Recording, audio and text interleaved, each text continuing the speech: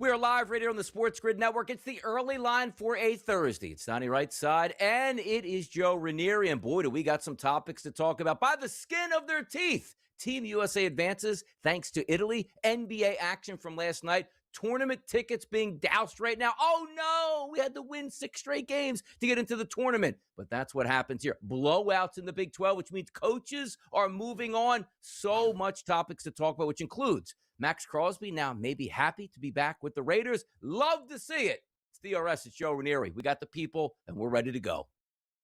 Yeah, madness has begun, Donnie, and we haven't even made it to Selection Sunday yet, so that should be a lot of fun. But, boy, oh, boy, I don't know what it is with the NFL, but every time we sign off, boy, the headlines come pouring in, Donnie. A lot to go over today. They really do, which includes Vinny Pasquantino hitting 3 home runs yesterday. He advanced himself and a country into the next round. It's Caffeinated Joe. It's time for that hot topic. Deliver it to us.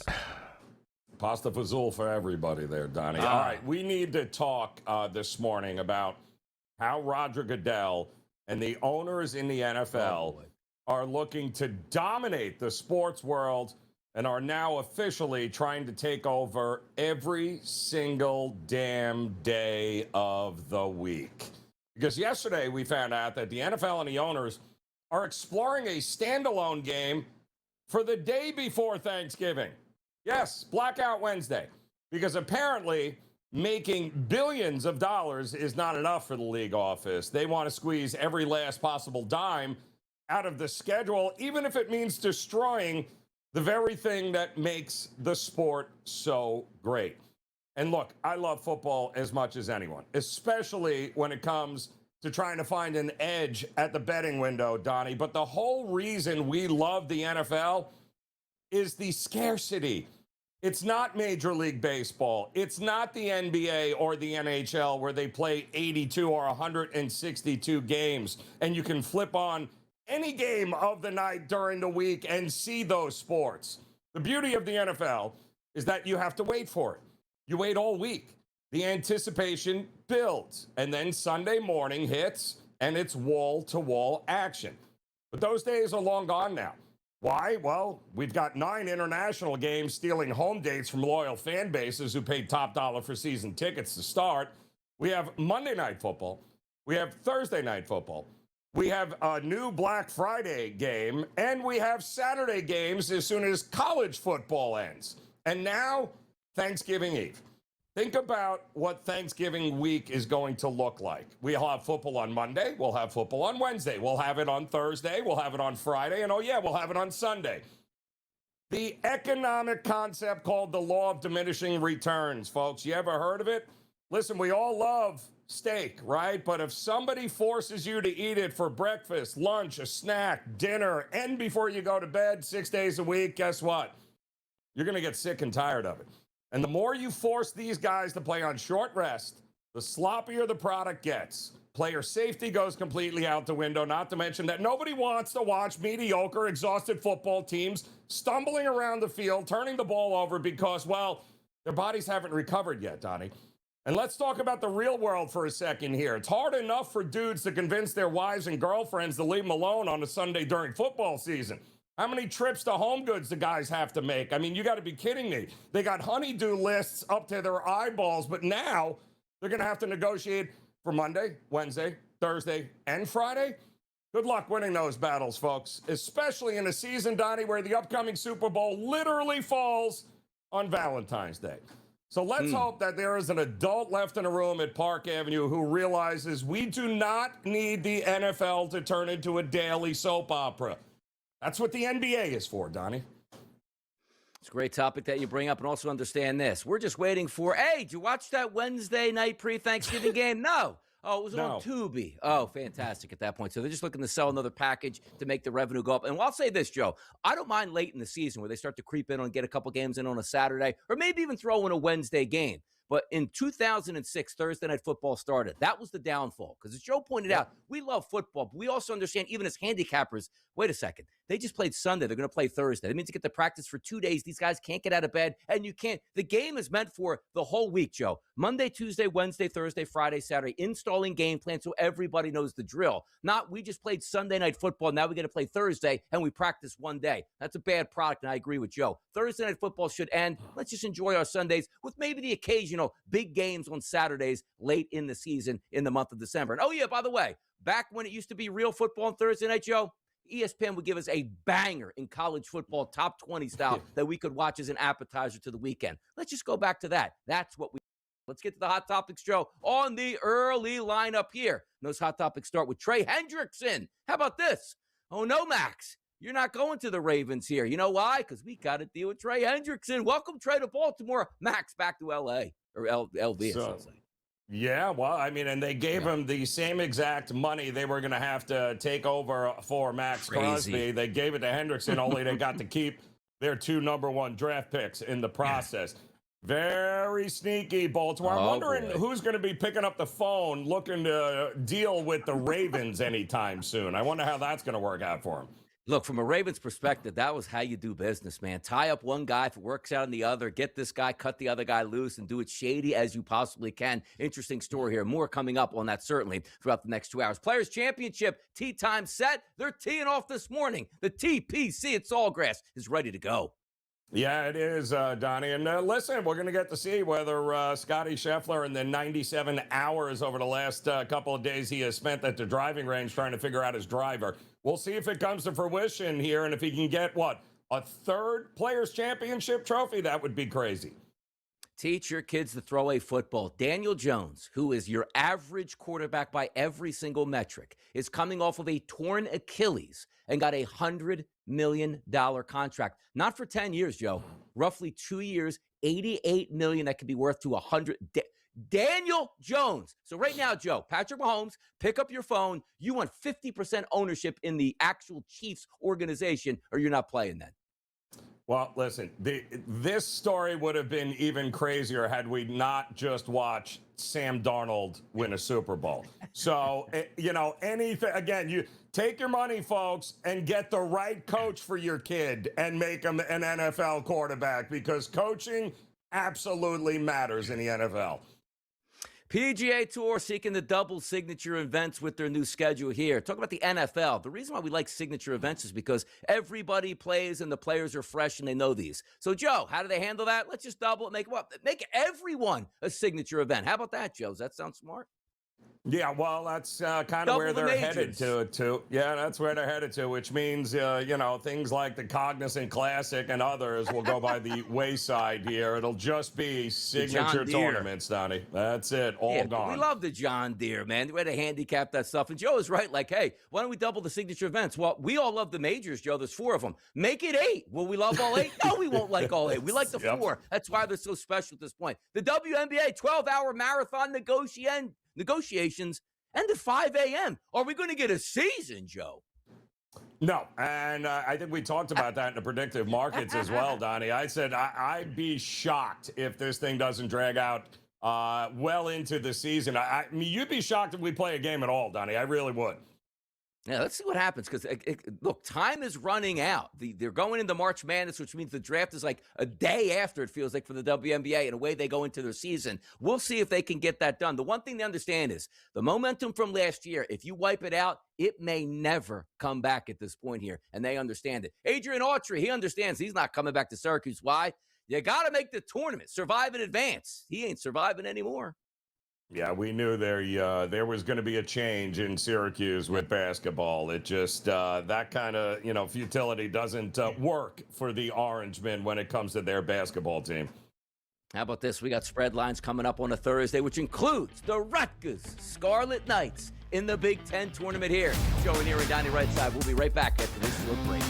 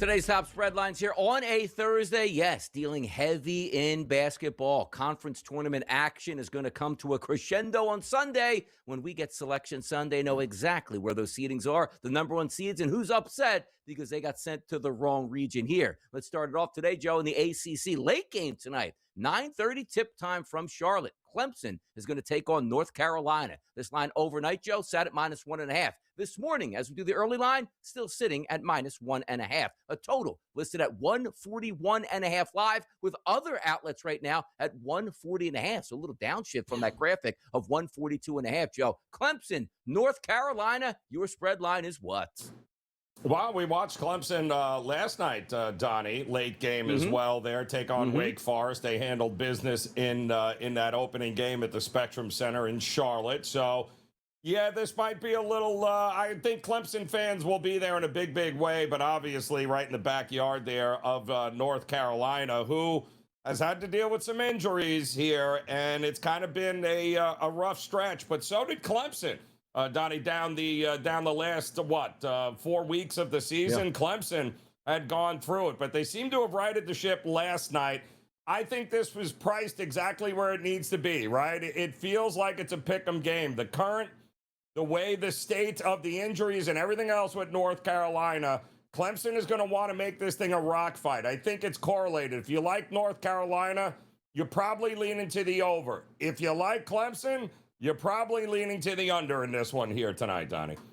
Let's get it over to the Big 12. TCU going to take on Kansas today. This game also going to tip late at 9:30 p.m. Eastern. You take a look at the line in this one. Overnight 5.5 still sits at most outlets at 5.5 this morning. Also, a total in this game around 141 at that opening number. 142s in the marketplace now, so maybe a slight shift. The one thing we know about TCU, dead last in Big 12 play in effective field goal percentage. 15th out of 16 at making the three. 15th out of 16 at shooting inside the arc, Joe. A 5.5-point favorite for Kansas today. What's your spread line for them and TCU?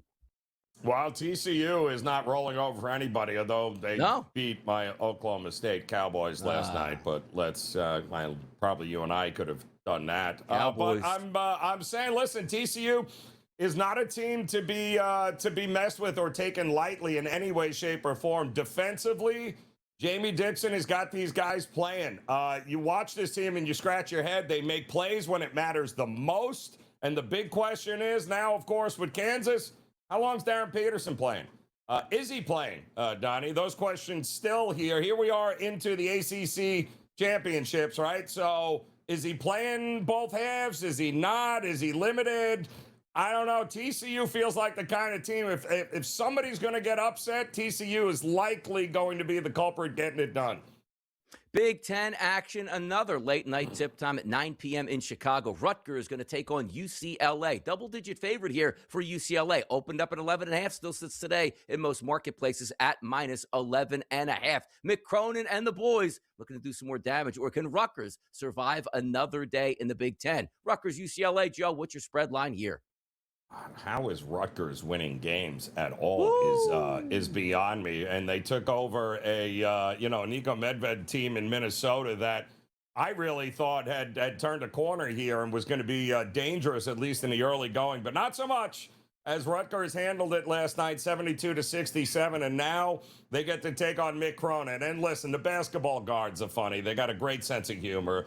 Let Mick Cronin get blown out here and sign me up for the after-game press conference, because I just can't wait to see how him having to travel to Chicago and didn't have enough days in between is likely going to be the topic of conversation here. But UCLA should have no problem against Rutgers, but a lot of excuses this season for UCLA. Could have used Ace Bailey. Could have used little Harper Jr. out there at the court here for Rutgers. They don't need him. They're trying to advance and knock off UCLA today. Let's flip it over to the NBA action. The Detroit Pistons, and you might think this is a football line, -14.5 points against the Philadelphia 76ers. You might say, why is it so high? I don't know. Kelly Oubre now, he's down with an injury. It feels like, what is it, just VJ Edgecombe and nobody else and a bunch of G Leaguers? 14.5 to 15.5 in the marketplace, showing a total of 221.5. The Sixers, limping is not the word. Amputated tonight, taking on the Detroit Pistons. What's your spread line? Well, they've been like that for the last, week, Donnie? I mean, it's not be good, but they dropped a whole lot of points the other night. They did, too. And the Pistons, the Pistons haven't exactly been blowing teams out here. That's not usually their MO. Yeah, sure, they'll win the game. Are they going to win it by, 15 and a half, 16 points? I have my doubts. I would likely look at the over, though, Donnie, at this one, at 219 and a half, 220 and a half, somewhere in that ballpark. Sixers have shown, listen, Pistons could very well walk into this game, nobody is playing, and be like, whatever, let's just, not a lot of defense here, a lot of chucking up threes. Let's see if we can get more points than less points here. Let's go back to the trust the process years. Like, I never had, optimism was awesome. Like, we would just tank for 3 or 4 years and get as many draft picks, and the ping pong balls, that was our Super Bowl night that we cheered on. Now you just watch a bunch of veterans out there who never play, and now there's talk in the city of Philadelphia that the Sixers just might tank out the rest of the season, make the play, and make sure they lose in the first round to try to get their pick back from OKC, which is a top 4 protected pick. Incredible stuff here in that Sixers season that we thought might have had some promise. No promise at all. How about the Milwaukee Bucks and the Miami Heat? What's Bam going to do for an encore? Well, they're favored by 6 points here in a total of 231 and a half. Can we go for 85 in this game, Joe? What's your spread line tonight? Well, I doubt that very much. I doubt Milwaukee is going to send them to the line 43 times in this one here. But listen, Miami has got it rolling right now, and they are at home. This Bucks team has been going through it. We know Giannis doesn't look 100% to me at all. Porter Jr., has been, is he playing? Is he not playing? Is he hurt? Is he not hurt? The Bucks are holding on by a thread, but you got to like the Heat's chances at home to follow up that Bam historical night there with another win at home for the Miami Heat. By the way, Joe, you got a couple bangers tonight, too. 9 o'clock start, Denver Nuggets and the San Antonio Spurs. That line now sits at 6 as a favorite for the Spurs. And then the Boston Celtics taking on OKC. Could that be a finals preview with a 6.5 point spread here for OKC? So we got, 3, 6, 9 games tonight in the association, Joe, and also a plethora of college basketball tournament action. It's good. It's March, the way it's supposed to be. More hot topics coming up next. Make sure you keep the dial right here on the SportsGrid Network.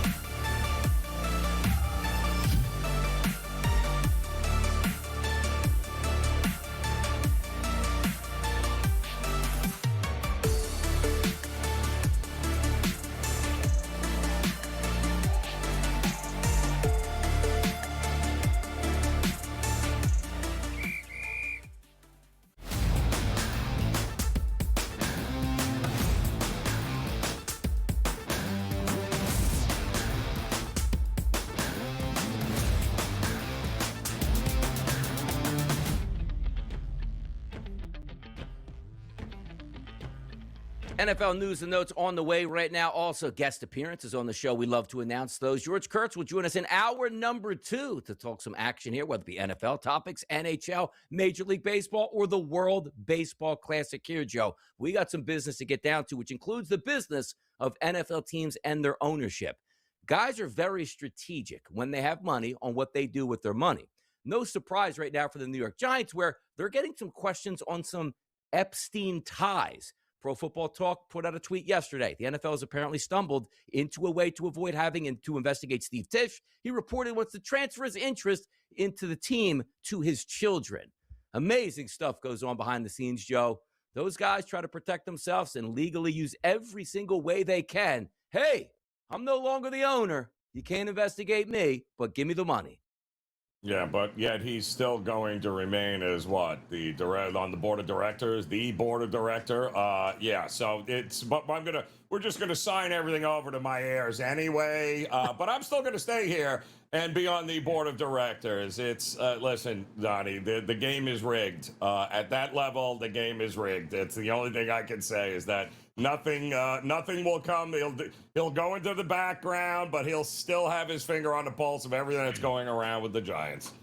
It's amazing how it works out. Then that just pops up yesterday, like back into the news. Like, oh, here's what we're doing now. Oh, what a great timing to do that. No coincidence whatsoever. Now, Joe, we talked about opening up the show. The NFL looking to dominate every single night of the week. They'll make money, they do that. But the question always is, Joe, is it for the betterment of the sport? How many times we argued back and forth? We love football in America. And they go, you know what? Let's continuously take football out of America. And the dream would be a Super Bowl in Dubai, when it's nobody's dream here in the United States. I remember a time, Joe, where they were talking just 2 short years ago. Hey, you know, it'd be great. Let's go NFC, AFC championship games at neutral sites. Why would you do that? The crown jewel of the season is getting that home championship game in your conference here for your fans as their own Super Bowl here. The NFL only thinks about dollars and sometimes, Joe, not the sense of it.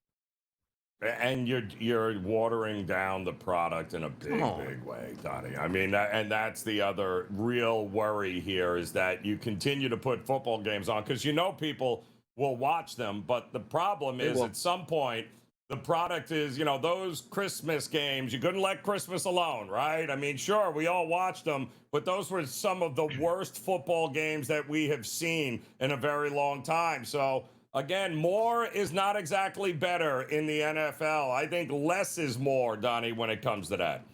And you know what Joe's talking about as well? And this is the point that most people don't think about. All that football you play, Joe, in September, October, November, when you're playing on short weeks here, you get those games like, was it last year Christmas where it's like, these games are horrendous because they're pre-scheduled games that you can't change. And then you go, why is everybody injured late in the season? Because of the schedule that they're absolutely playing at this point now. So we'll still watch bad football, but eventually we won't watch bad football. Don't do that. Next year, you give us a horrible slate on Christmas Day, we might start to turn the tide back to the NBA, as crazy as that sounds. Let's talk about Daniel Jones. 2 years, $100 million. When I thought about this, who did they make a trade for? Was it Lamar Jackson? You know, was it Josh Allen? Daniel Jones, who probably can't even walk yet, coming off Achilles injury, $100 million quarterback. This isn't a 5-year deal, Joe. It's 2. Well, listen, what choice did they have? I mean, he obviously showed that they were a different offense than the one with Richardson under center there. He's more than competent. A lot of these guys are more than competent. The problem is they're put on terrible teams with no weapons, no offensive line. They look like garbage, a la Sam Darnold and Baker Mayfield. I mean, the list goes on, right? But all of a sudden, you put them on a competent team with maybe a running game, some guys that can block and catch and look at what happens. You get yourself a monster payday guaranteed over the next couple of years. Listen, Indy is all in. They gave away all their assets to build up that other side of the football. You better have a quarterback, I'll tell you that. How about quarterbacks in the AFC here? Stroking checks. Why? This little pen right here wiped off $12 million in savings on the Bills cap. This little pen again right here, $40 million for the Baltimore Ravens they wiped off here. It's amazing what pens can do these days, Joe, huh? Yeah, it really is. But listen, don't. It's not like Josh Allen gave money back. Like they are just, this is taking money out of the left pocket, putting it in the right pocket. And this is all is well. And just like that, you've got more money to spend if you're the Buffalo Bills. Yeah, and in layman's term, if you showed up at your job and like, you know what, we're going to give you the next 4 years that you haven't worked for yet in your back pocket right now. And you say, no, you're an idiot. Take it, invest it. It's all your money there. And then maybe you could just say you want to retire at that and they can't maybe recoup that money they already gave you up front. That's the way you do business, people. And that's how we get down on the early line. The fun just beginning here. Make sure you keep it right here on the SportsGrid Network. We'll be right back with this short break.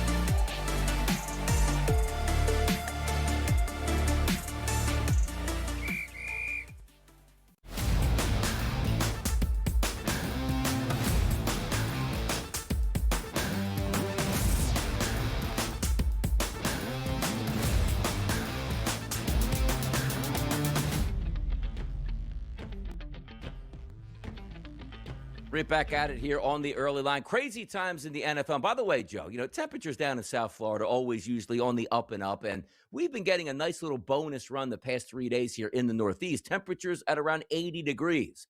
Joe, I woke up this morning. It was 60 degrees before the sun came up. Feeling like, you know what? We might be down in the South. It'll be 38 degrees by the time we hit 3 o'clock in the afternoon today. So cue everybody getting sick at this point. Now, that's not the only crazy stories that are going around. Like Kyler Murray. He's out of a job in Arizona, Joe, but apparently on the way could be the Minnesota Vikings. What do you think about Kyler in Minnesota as a possibility? Coaching matters. You know, I don't. It's not an ability thing with Kyler Murray. It's an above the shoulders thing. It's a motivation thing. It's, does he really want to be great? Does he really want to do all the things necessary to be great? He didn't have to in Arizona because they gave him whatever he wanted, and that was the end of that. So maybe, just maybe, he's a little bit more motivated, but I can't think of a. Look at what Minnesota and O'Donnell did to Sam Darnold's career. Like, come on. It's coaching matters. That would be a tremendous spot for him. We'll see, though, whether he takes advantage of it or not. That remains to be seen. Look, if you are a quarterback, you want to go to a quarterback-friendly system, which Minnesota has. They just didn't have a quarterback who was friendly enough to run that system. But anytime you say, yeah, you know what? You got Jay Jettis on the outside of there. You know what? Sign me up for that. I'll get that guy the football. Could be a nice little match made in heaven there. Maybe win some football games in Minnesota. And sometimes just a fresh new look really helps the quarterback out and the player, depending on where they are going, Joe. Let's flip it over back to college basketball. One of those topics we talked about before the Big 12 women's tournament started were the LED lights that they were going to use on the court here. Now we got somebody saying, you know what? I'm going give my thoughts. Here's Taj Manning. A little basketball question about tonight. Everyone's been talking about this floor. What was it like playing on the floor? I saw a few slippages. Yeah, it's pretty bad, to be honest. It's slippery. It's the lights and stuff cause Kamari to get a migraine, and like Really? yeah, it's a bad floor. They shouldn't bring it back. If you want my honest opinion. Fun for the fans, but not for the players, maybe. Well, I haven't really talked to any fans, so I don't know. I'll probably ask my dad what he thought about it. But yeah, it's just an eyesore. It's constantly changing and stuff. It's flashing different lights and all that. And nobody wants to play on that. Really. We just want the normal hardwood. It's ridiculous at its core, Joe, but the Big 12 is going to be like, hey, we made X amount of money, and we're going to put out a report that goes, you slip actually less on the LED court with the last 16 games that we tracked here, Joe. Is that where we're getting to now? I'm shocked, Donnie. I mean, who in their right mind ever saw that coming, where the players might be blinded from the LED lights and the colors and the spectrum going? I mean, who thought that would ever happen? I mean, my goodness, no. I think we did right here when it was brought up a couple of weeks ago that was the direction they were going in.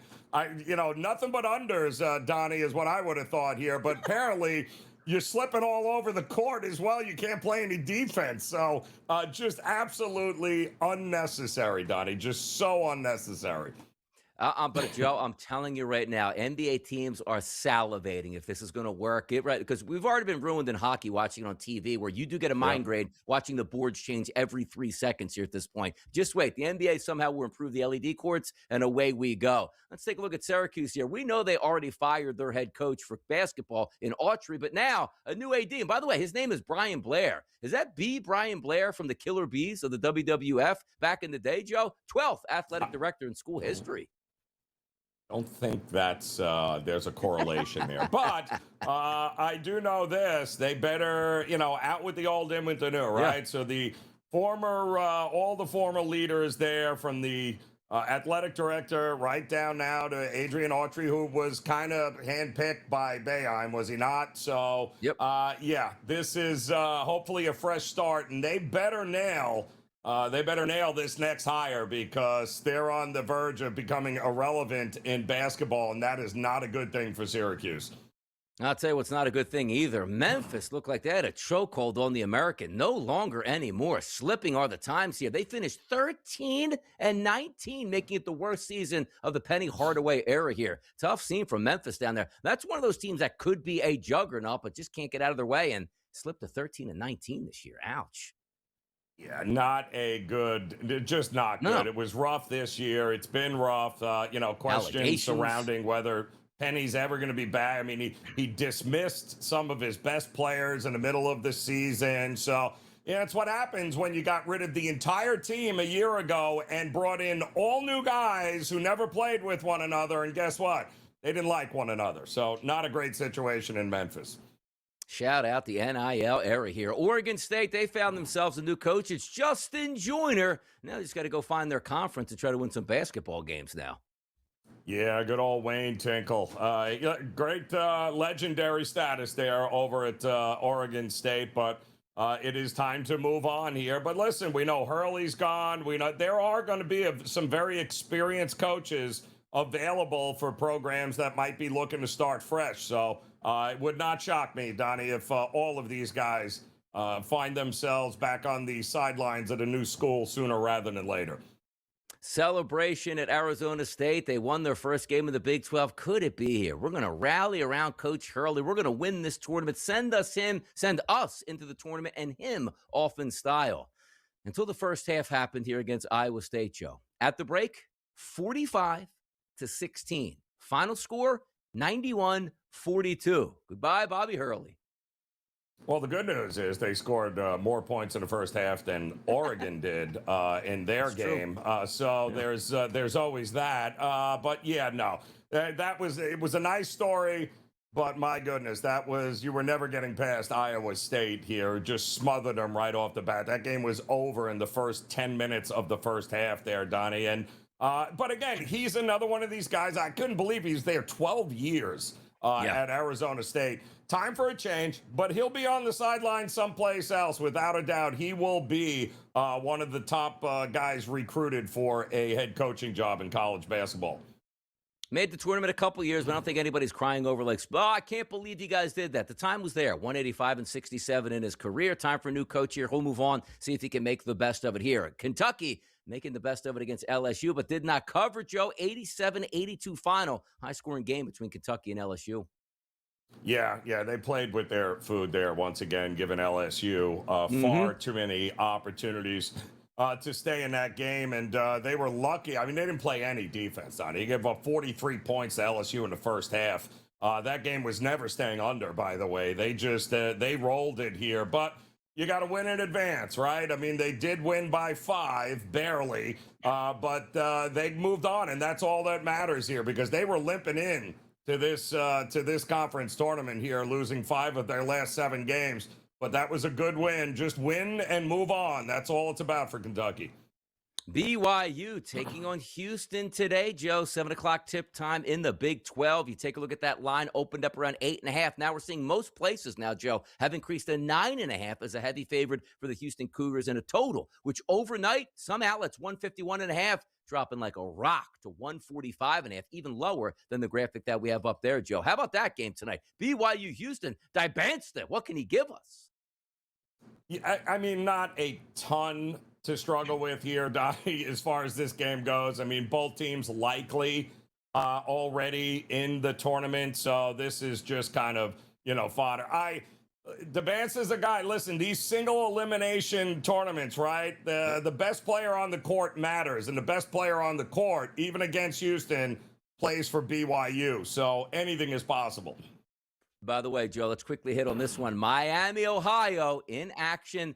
Not tonight, Joe. Today, how about this morning? 11 a.m., they're going to take on UMass, and they're favored by 7.5 points. Look at that time. The Minutemen have given Miami of Ohio nothing but fit. The 2 times they played, Miami of Ohio trailed in those games in the second half and had to make miraculous comebacks. Not going to be easy. Undefeated teams, Joe, playing at 11 a.m. Love it. We'll be right back.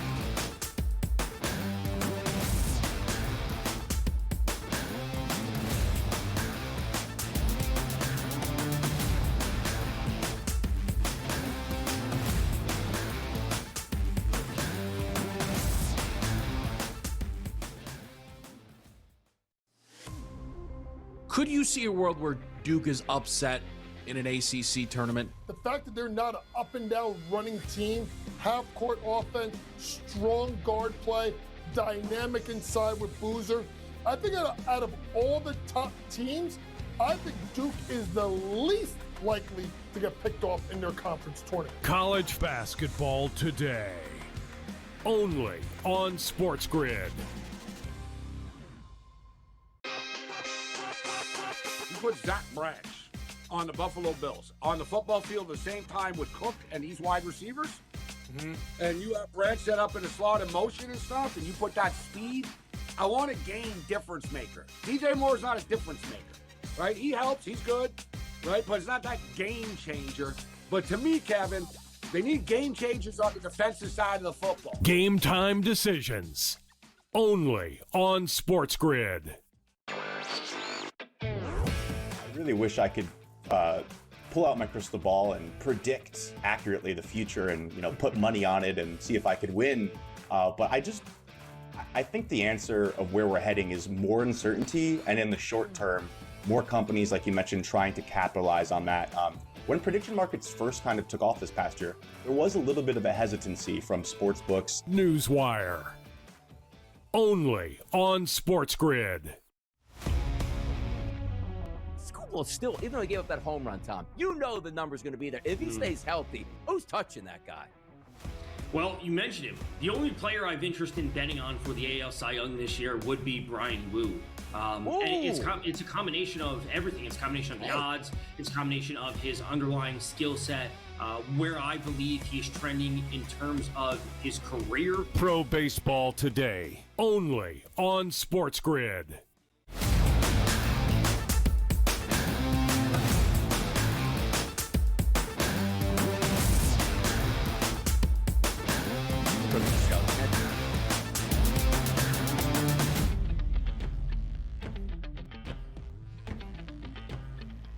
You ever have extra money laying around? You ever go to an auction and be like, hey, you know what? Let me go buy that truck there. What's it running? $1,500. Do I get $1,600? How about $1,725? Sold to the man in front, Joe. I've never been to an auction where a jersey is on sale. I'm like, hey, what is that? Like, you $100, $200? How about this one? Scottie Pippen's flu game jersey, which you remember where he hugged Michael Jordan, helped his personal memorabilia fetch $6.2 million at the Sotheby's auction here. So that was included here. Would you like to wear, Joe, the flu game Scottie Pippen jersey or the flu game Jordan jersey? Did Jordan ever sell his flu game jersey? What's that going for today? Yeah, well, let's just hope you wash them at some point here, because nobody wants their germs. 6.2 million is a monster number for what, Game 5, I think it was, of the 1997 NBA Finals. Yeah. My goodness, that is kind of crazy, Donnie, when you think about it here. You got $6 million laying around that you can buy a jersey? Do you have no? Okay, yeah, that's kind of interesting to me.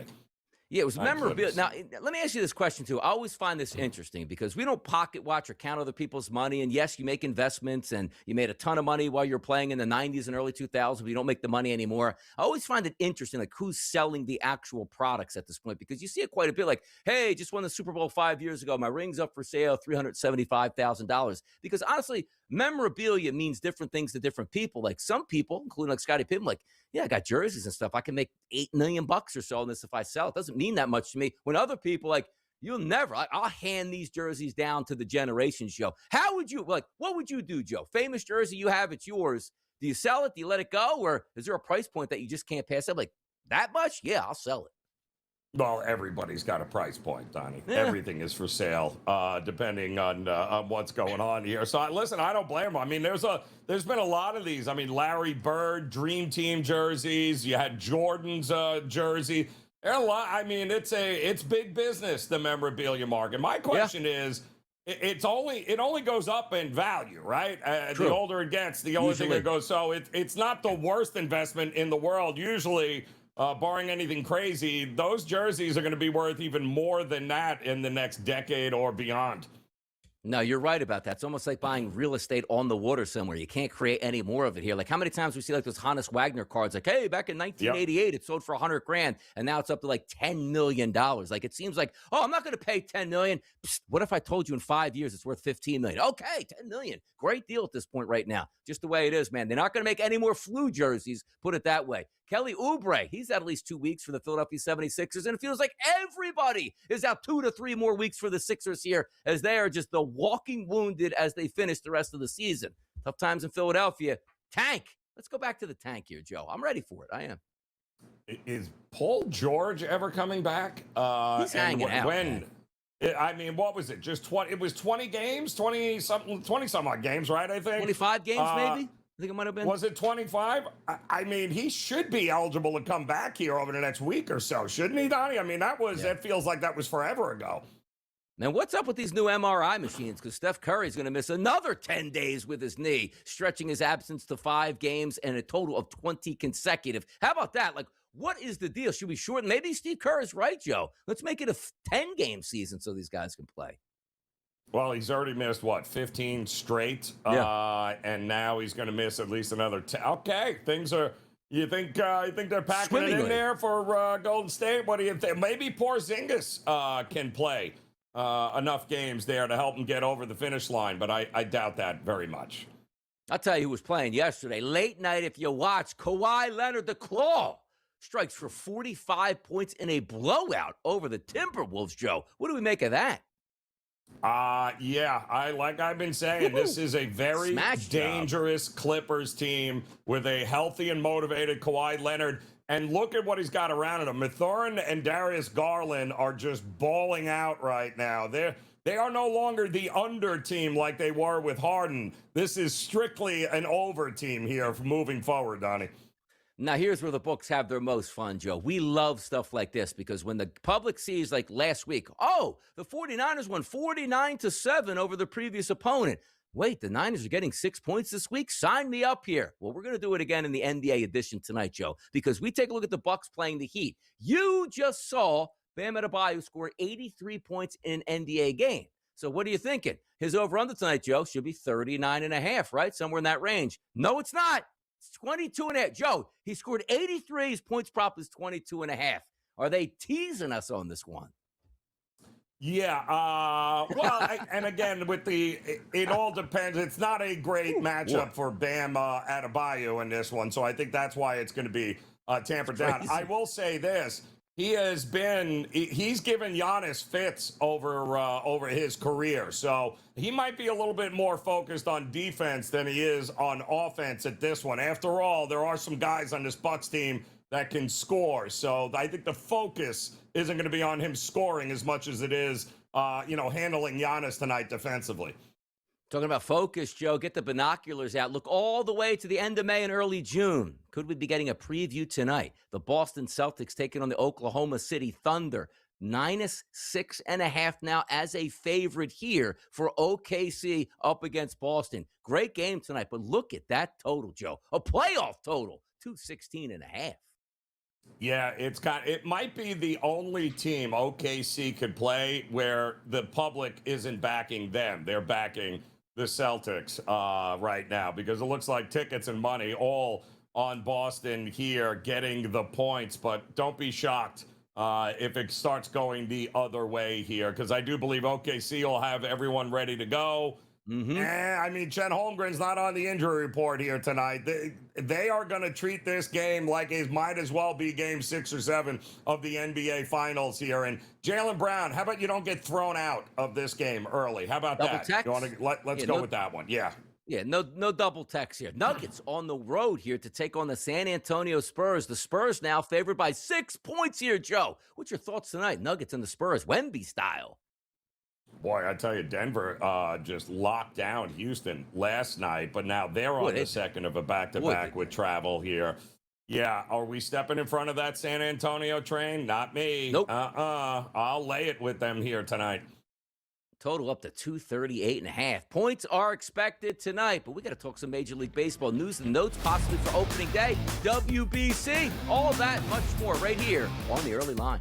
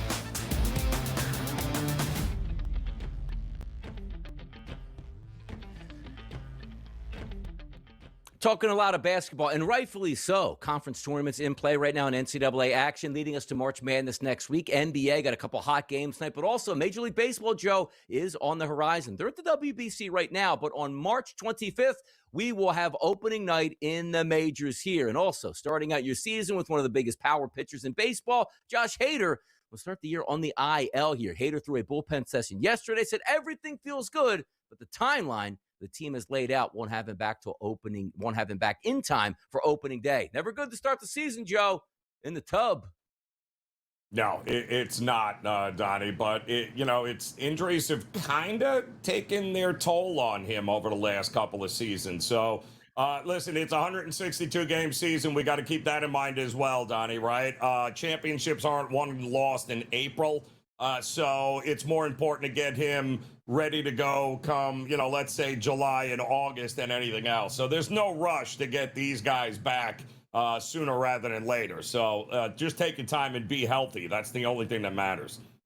Mets' David Stearns update on Francisco Lindor from that hand injury. Still on track to play for opening day for the Metropolitans. Got to be some good news there. He should be available and ready to go to start the season. Yeah, that is good news for the Mets. I mean, you want to kind of roll out and put your best foot forward. But the Mets have always done pretty good to start this season, Donnie. The question is, what are they going to do come August and September? Are they going to fall by the wayside again? Keep Lindor healthy. That's maybe the most important part, a big key, I think, to what the Mets are going to do this season. Cuba, a very proud country here with its baseball here. A lot of Major League Baseball players that they have and a great tradition here, but they failed to make it out of pool play for the first time, Joe, in WBC history. How about that? I'm not going to tell you. I'm not going to lie. I was a little shocked on it. I didn't see that happening there. I thought for sure, the 40-year-olds that they had on that team who have been playing baseball since they're 8 would have been able to get it going there. But nope, unfortunately, it looks like a lot of these other nations, like, Italy, seem to be getting better and better every time we do this. Let's get the pasta and the pizza out, and also get yourself an espresso. Why? Italy, 9-1 over Mexico. They advance. The winners of Pool B, a perfect 4-0 after a 9-1 victory over Mexico. That's all. Vinny Pasquantino, 3 bombs in one game, an easy decision, which also propelled Team USA into the next round as well. Did you download your Tubi app to watch this, Donnie, last night? Because I got to tell you, I don't think there's anybody happier on planet Earth than Mark DeRosa right now here, who got bailed out by the Paisans there in Team Italy. And by the way, your boy, Nola, we're talking about, obviously, Pasquantino, 3 home runs. Nola was dishing last night. My goodness. Unbelievable effort by him to limit. He went 5 innings. Did you see Aaron Nola going 5 innings, Donnie, of 4 hits and no runs? He was on fire last night. Watch out for the fight in Phils this year. And by the way, the funny part you bring about Tubi there, that game was scheduled to be on Tubi, but the outcry was like nobody's going to be able to watch or find it. So they did actually move it to Fox Sports 1 nationally. And a good move. The only question is, did they have to pay off Like Tubi's like, hey, we actually got a game that you want to watch. Like, no, brother. We're going to national right here so everybody can get a look at this. Because even at me watching that game with interest and intrigue, good move to move that where most people could absolutely watch it at this point here. So moving on with the WBC, take a look at this, Joe. Friday, Korea versus the Dominican Republic, 6:30 p.m. Eastern in Miami. U.S., Canada, 8 p.m. Eastern in Houston here. This is what we are waiting for, the knockout stages here. Now's the time where the crowd's going to get antsy, the anticipation of the superstars. This is what we waited for. Out of pool play and ready to go, Joe. Yeah, isn't it funny, too, right? Just, a couple of weeks away. We just watched Canada and Team USA in the Olympics and hockey go toe-to-toe.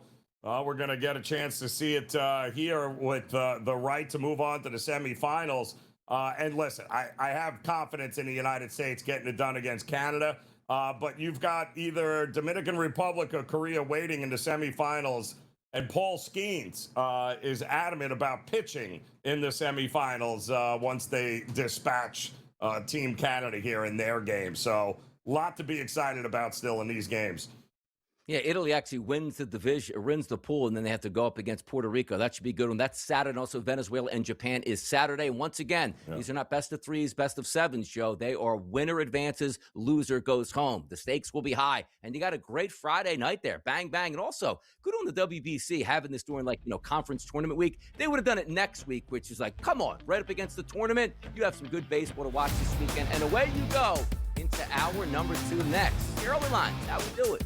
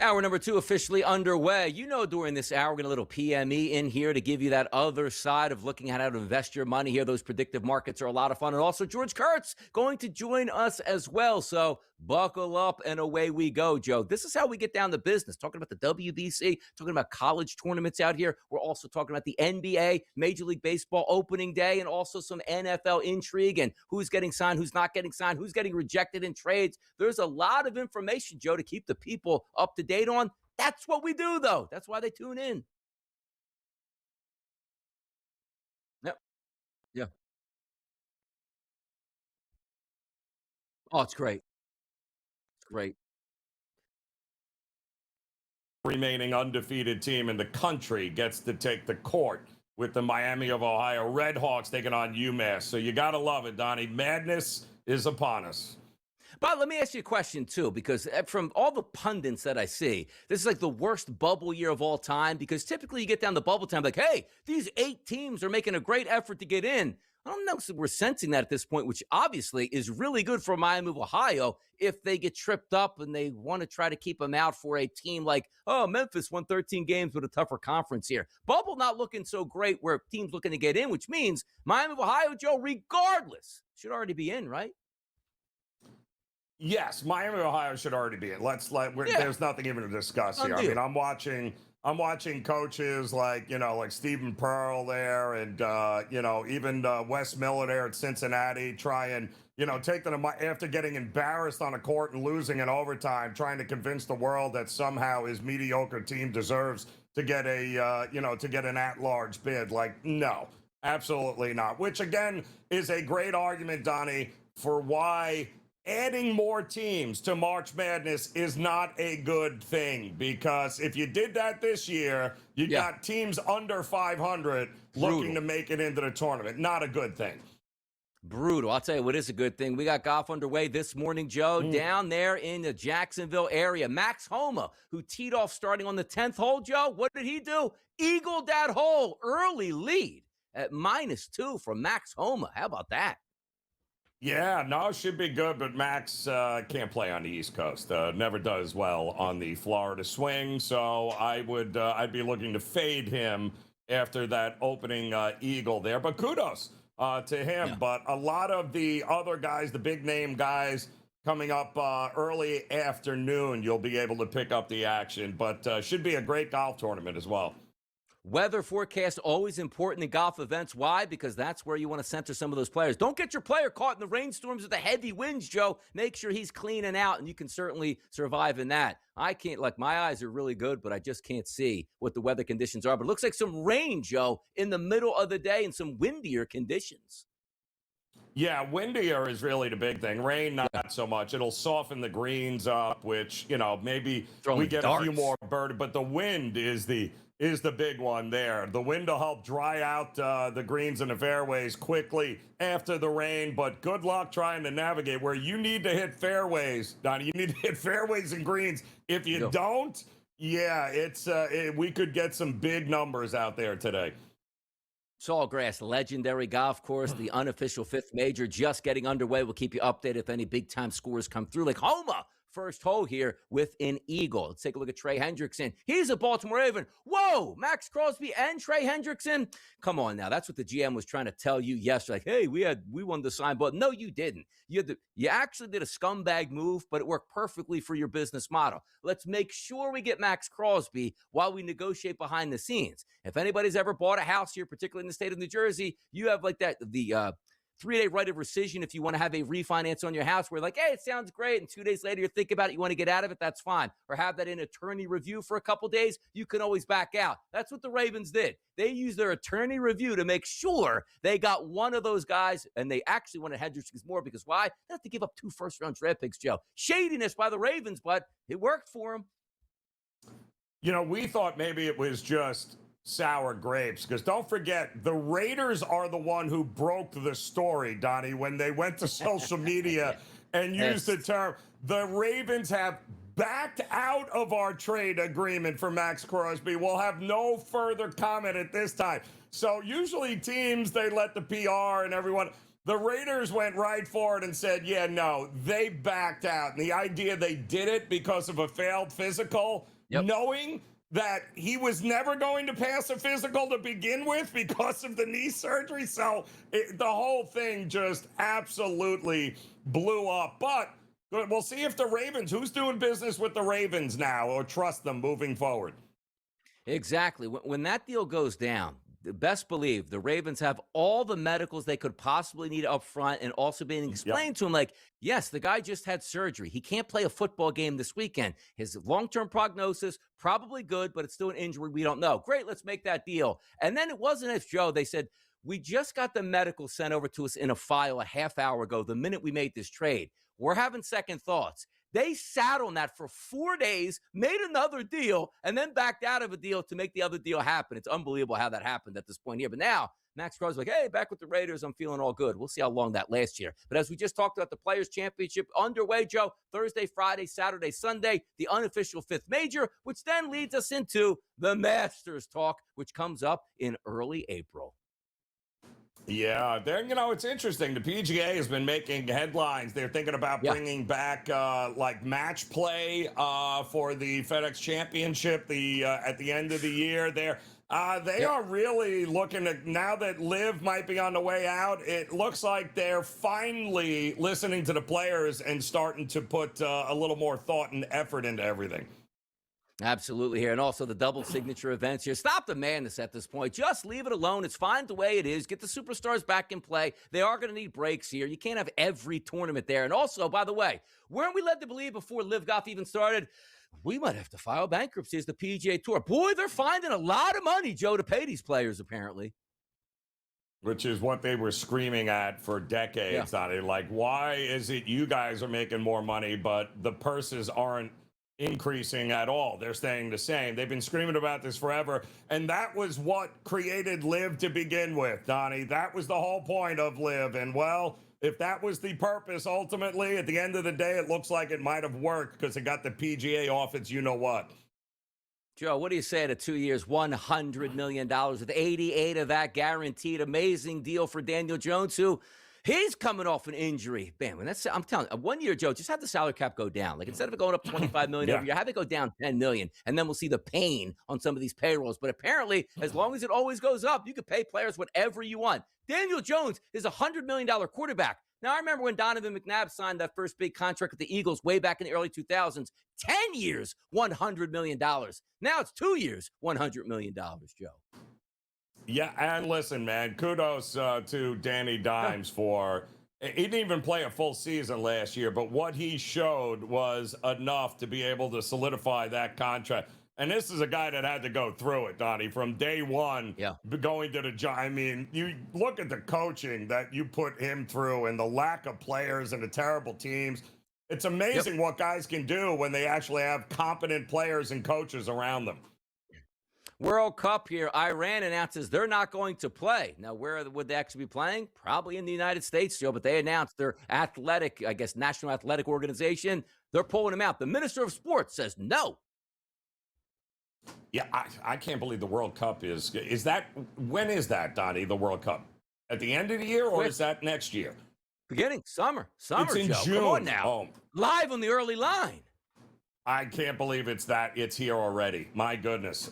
Get ready. I mean, Olympics, now World Cup. It's going to be maybe no WNBA, though. No, maybe no WNBA. But by the way, SportsGrid, I think, is the official sponsor of the World Cup, so keep an eye on that one here. WNBA, 12-hour marathon negotiations end at 5 a.m., and Adrian Autry, he's not negotiating anything right now. He got fired from Syracuse, Joe. Ouch. Yeah. Poor Boeheim, too, was not happy when he heard the news because, that was his boy. But hopefully he can find a new head coach worth something. George Kurtz coming up next year. I'm going to ask about Mark DeRosa and what the heck he's thinking, and some hockey on top of that next.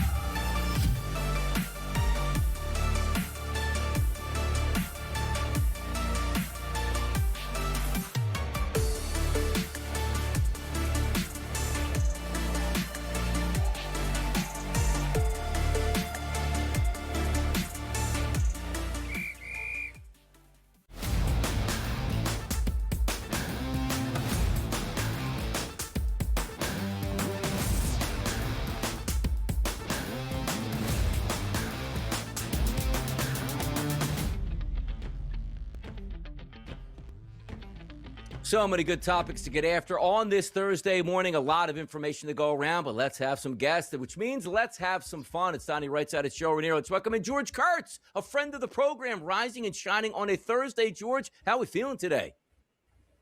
We're feeling okay, right? I guess Team USA win. Well, they sort of win last night, right? Team Italy is a big favor here, so I guess that's one big controversy avoided. By the way, George, I'm glad you brought that up because I want to ask you this question where the joke's always been, the Americans don't take the WBC seriously. And then this year it's like, you know what? I think we'll take it seriously. We're going to bring all of our superstars. And then we get the news of, well, Scuba's like, look, I'm coming there. Give me the easiest game to pitch. I want to get in and out of town. That causes controversy. But I haven't seen anything before where it's nobody understands the rules of this. I'm going to do a press conference, and it's going to tell people, or they're going to do an interview, we already clinched tonight. So we're going to make some changes to the lineup. We'll let some guys play who might not play. And then midway through the game when they're losing, somebody whispers in the dugout, you didn't clinch anything, and you might be out if you lose this game. George, have you ever seen anything like a manager, Mark DeRosa, have no idea the rules he's playing under, but expected to be the manager of a major team here? At first, I sort of understood this because when Team USA went 3-0, they won them. Okay, they clinched, right? They're in here. But it took me about an hour to realize, oh, no, they haven't. All right, they haven't clinched. I knew an hour after the game. How does he not know the next day? How does nobody at the MLB network go, oh, no, Mark, no, you haven't clinched. No, you have to win, Mark.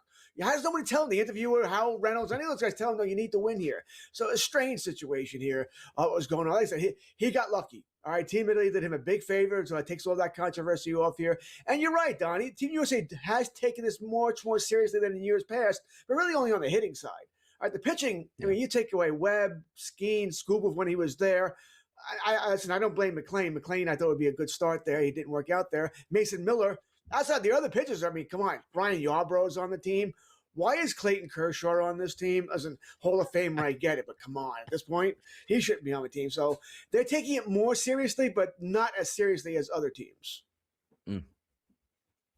I'm going to be, and by the way, I mean, they celebrated the Mexico win like they had won something because they were in the clubhouse still till like 2 o'clock in the morning after that game, like yucking it up. Like, what are you guys doing? But I'm looking very forward to seeing what Japan does against actual competition now, because that group, George, that Japan came out of was, a bunch of carpenters and, like guys who haven't played baseball in 10 years. I mean, that was, but yeah, I mean, come on. Now, Venezuela is going to be a totally different test here, but I'm looking forward to seeing what we get out of them.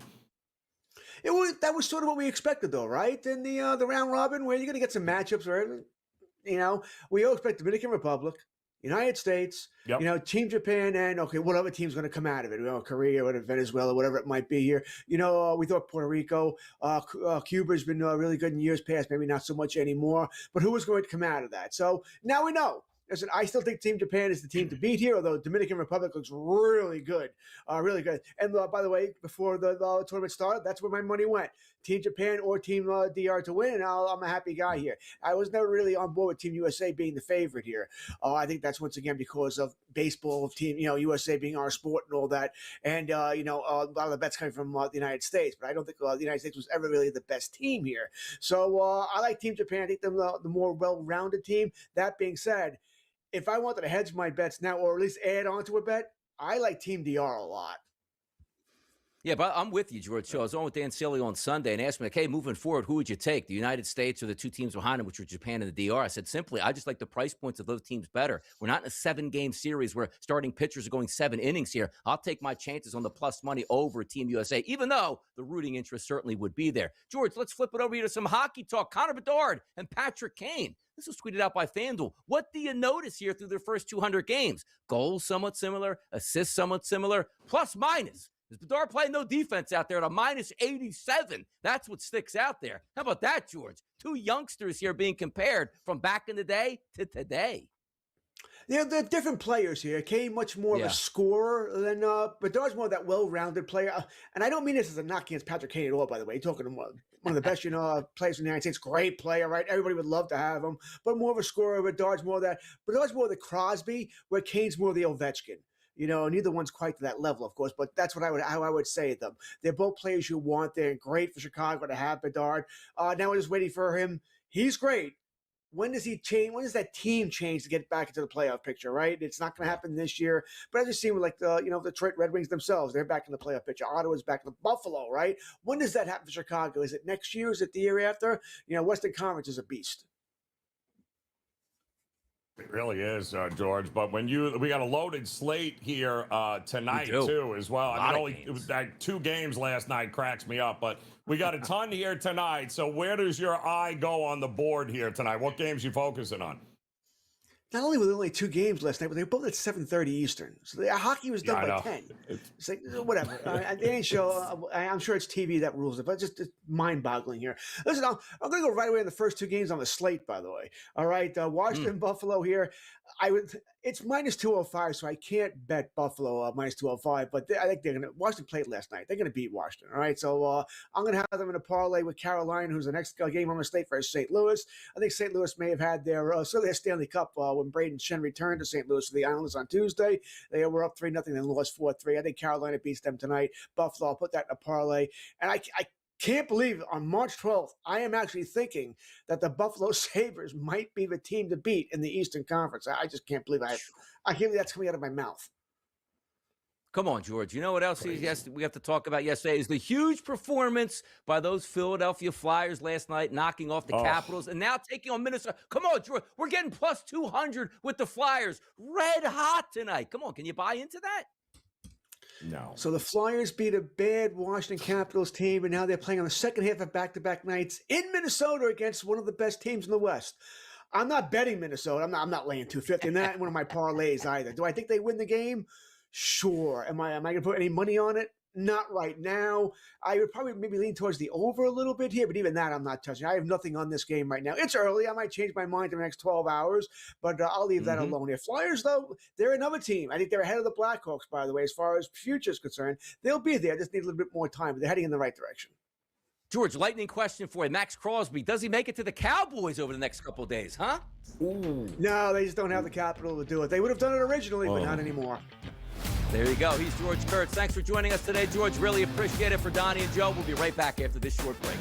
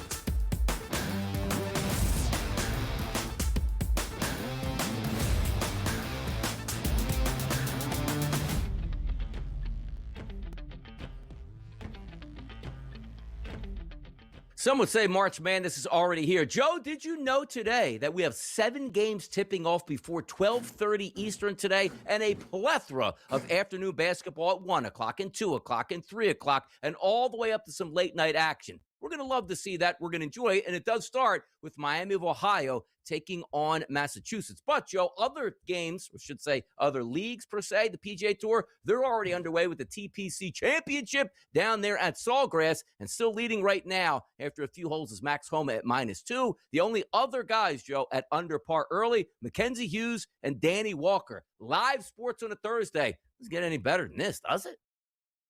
No, I mean, wall-to-wall coverage, Donnie, right? I mean, that's basically what we got from the opening tip here coming up at 11 o'clock Eastern time, and then monitoring what many people consider to be the 5th major right through. So the biggest names on the PGA Tour are going to go head-to-head, and it's always one of the fun tournaments all year long. Yes, it is. Talking about some of the fun tournaments all year long. Well, every couple years, it's the WBC. Here's our favorite public poll.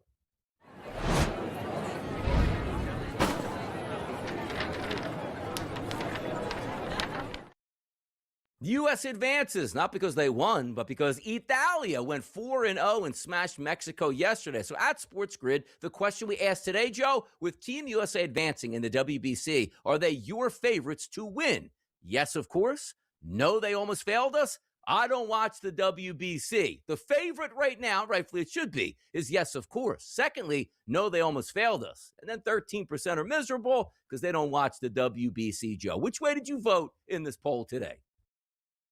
Yeah, no, I listen, they got away with one, but ultimately, Donnie, if in fact they run the table here, nobody is going to remember that their coach had no idea that they actually didn't qualify for the quarterfinals here. So it's like starting a whole new season, a fresh slate here. I think it's going to be must watch, but my original pick always was the defending champ, Japan. I think from that side of the bracket coming in, it's very, at that price that they had, Donnie, very hard not to like the defending champs with Otani and Yamamoto and folks there. They are ultimately going to be playing to repeat, and I think they will do it.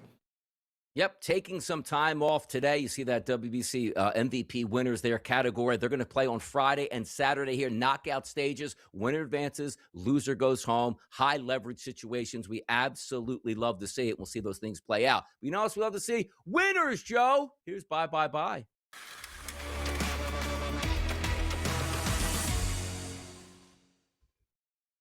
Come on now, Joe. Conference tournaments in play, all day action. Where are we leading the people to get that cash?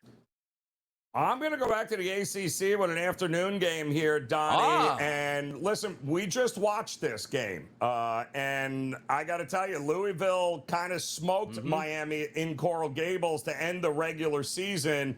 Donnie, they went 12 of 24 from 3, 20 of 29 on 2-point attempts.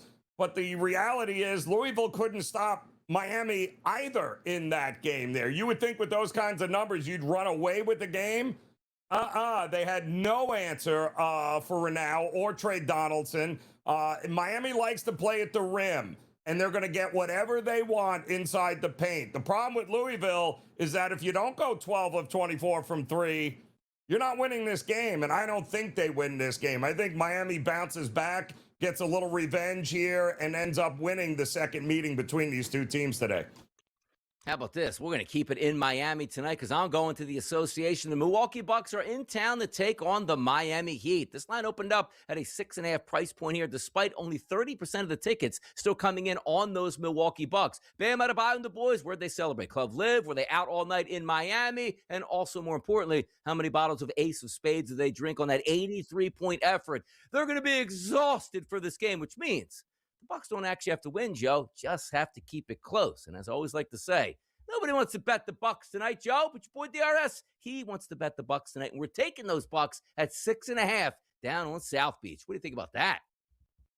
Yeah, and there's still some question marks about who's playing for Miami. And Tyler Hero is on that injury report, which I can tell you, Donnie, if that's the case, grab that 6.5 while you can. Because it might very well be down to 4 or 3.5 by the time this game tips if anybody else is out for Miami. Huge day of college basketball. Great NBA slate. We just had George Kurtz on talking about an endless NHL slate tonight and a lot more fun to look forward to. The predictive markets are coming your way next. So make sure you keep the dial right here on the Sports Grid Network. Joe Ranieri, Donnie Rightside. We're still going, people. A half hour to go.